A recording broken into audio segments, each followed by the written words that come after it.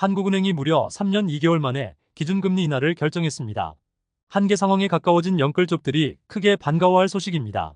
그러나 하는 총재는 국내 기준금리를 미국처럼 0.5%씩 내릴 수 없는 상황이며 오히려 금통위원 6명 중 5명은 3개월 후에도 기준금리를 동결해야 한다는 의견이라고 했습니다. 3년 2개월 만에 진행된 통화정책 전환이 어디까지나 매파적이라고 강조했고 오히려 기준금리 0.5% 시대는 앞으로 돌아오지 않는다면서 영끌족에 경고했습니다. 시장에서 나오는 금리 인하 시기가 너무 늦었다는 비판에 대해서는 금리 인하 실기 주장엔 동의하기 어렵고 1년 후에 다시 판단해달라고 밝혔습니다. 한국은행 금통위원회가 기준금리를 0.25% 인하하면서 현재 기준금리가 3.25%가 됐습니다. 금통위원 6명 중 5명은 기준금리 인하가 부동산 가격이나 가계부채 등 국내 금융 안정에 미치는 영향을 확인하는데 시간이 걸릴 것이고 미국의 대선 결과와 지정학적 리스크 상황 등도 살펴봐야 한다는 의견입니다. 또 현재 국내 상황이 미국처럼 0.5%씩 내릴 수 없다면서 앞으로도 속도감 있는 금리 인하보다는 고금리가 장기화될 것을 시사했습니다. 신축 아파트의 준공후 미분양이 한국 경제의 뇌관이 되어가고 있습니다. 전국 준공후 미분양이 13개월째 계속 증가하고 있으며 지역 경기 침체와 금융위기, 시행사의 부도와 파산 위험성이 높아지고 있습니다. 자영업자 상황도 굉장히 심각합니다. 빚을 갚지 못하는 자영업자의 71%가 다중채무자로 집계됐으며 연체율이 급증하면서 초대형 폭탄 리스크가 증가하고 있습니다. 국토부 통계 등에서 8월 기준 전국 미분양 주택이 67,550세대로 나타났고 특히 준공후 미분양이 16,641가구로 늘고 있습니다. 준공후 미분양은 최근 들어 급증하면서 2020년 9월 이후 약 4년 만에 최대치를 기록했고 준공후 미분양 중에서 83%가 지방에 위치할 정도로 위기 상황이 커지고 있습니다. 업계 관계자는 준공후 미분양은 단순히 주택 공급 과잉의 문제가 아니라 건설사와 금융기관의 재정 상태, 지역 경제 등에 큰 영향을 미치는 이슈라며 정부와 관련 업계에서 적극적인 대책 마련이 시급하다고 전했습니다. 자영업자의 다중채무와 연체 상황도 명확한 해결책이 보이지 않고 있습니다. 국회 기획재정위에 공개된 자료에서 자영업자 중 71%가 다중채무자로 대출 잔액 연체율이 3년 사이에 3.3배나 급증하고 있습니다. 올해 2분기 자영업자 대출 잔액은 1,060조 1천억 원에 달하며 3곳 이상에서 돈을 빌린 다중채무자의 대출 잔액이 753조 8천억을 기록했습니다. 조국 혁신당 의원은 현재 자영업자들의 삶이 벼랑 끝에 서 있는 상황이라며 심각한 자영업자 부채에 대해서 특단의 대책을 마련해야 한다고 했습니다. 국내 저축은행들이 떠안고 있는 부실 채권이 11조 원을 돌파했습니다. 부동산 PF 부실 여파로 저축은행 리스크가 커지고 있으며 금융당국은 연말까지 강도 높은 경영 개선에 나설 방침입니다. 금감원에 따르면 올해 6월 기준 국내 79개 저축은행에서 발생한 고정이하 여신이 총 11조 3,098억 원으로 집계됐습니다. 지난해 같은 기간 6조 1,300억 대비 무려 84% 이상 급증한 것으로 부실 채권으로 불리는 고정이하 여신 비율이 11%를 넘어서고 있습니다. 고정이하 여신은 금융사가 내어준 여신이 3달 넘게 연체된 것으로 위험 분류 중 가장 악화된 회수 의문이나 추정 손실로 분류하고 있습니다.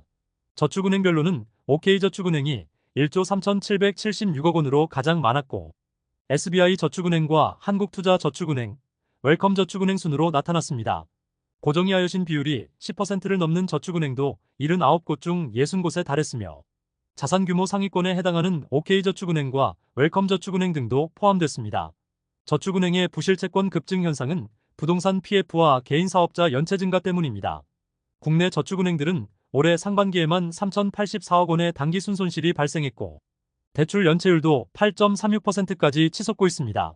적자폭은 부동산 PF 대출 부실로 1년 만에 4배 가까이 급증한 수준입니다.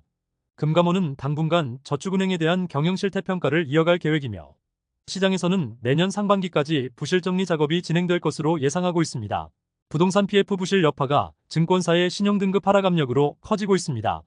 부실이 깊어지면서 증권사의 재무구조를 훼손할 가능성이 높아졌고 중소형 증권사에서 대형 증권사까지 신용등급 강등 움직임이 확산될 조짐입니다.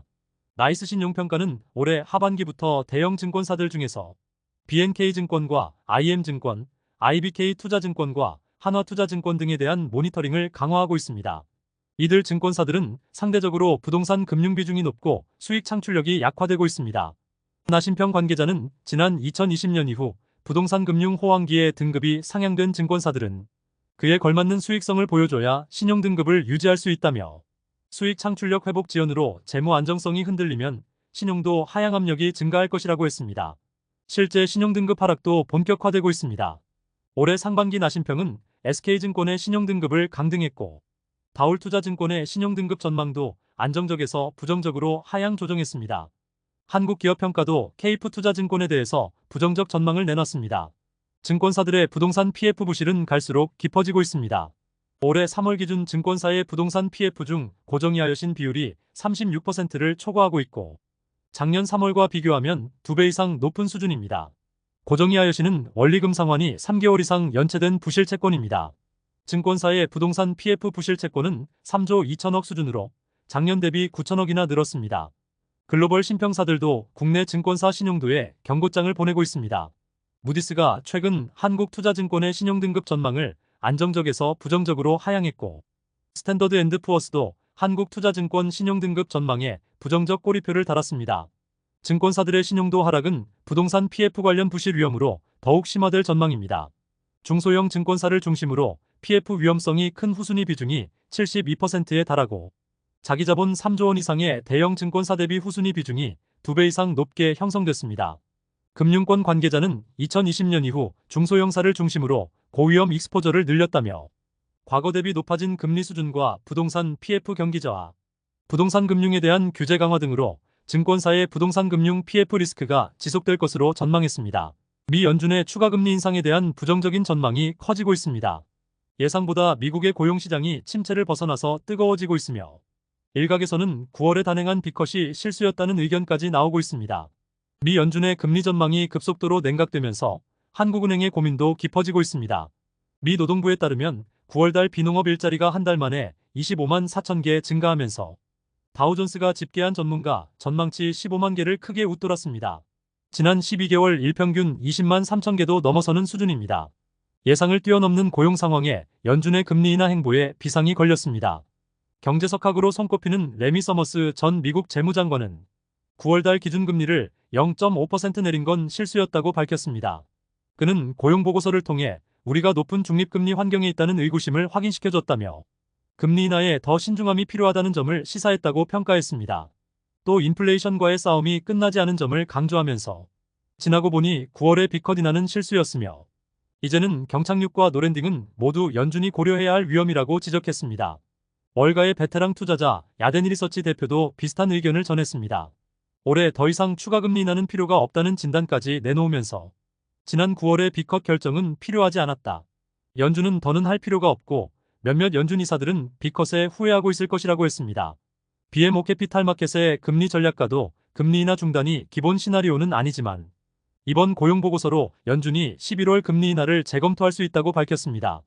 당장 10월 11일 통화정책회의를 앞둔 한국은행은 비상이 걸렸습니다. 국내 기준금리를 현 수준인 3.5%로 계속 유지할지 연준처럼 피벗에 나설지 결정해야 합니다. 다만 국내 상황은 역대 최악으로 가고 있는 가계부채 문제가 한국 경제의 발목을 잡고 있고 시장에 금리 인하라는 잘못된 시그널이 전해지면 다시 한번 대출 수요를 자극할 수 있습니다. 그러나 금리를 계속 동결하기에도 자영업자를 중심으로 치솟고 있는 연체율이 폭탄이 되고 있고 건설사와 시행사 부도 등으로 이어지고 있는 부동산 시장에도 큰 부담이 될 전망입니다. 또한 미 연준의 분위기가 다시 한번 급속도로 긴축선호 분위기로 가게 될 경우 한국은행의 10월 기준금리 결정 여파가 엄청나게 커질 수 있습니다. 지금까지 잼스톤TV였습니다. 오늘 영상 도움되셨으면 구독과 좋아요 부탁드립니다. 시청해주셔서 감사합니다.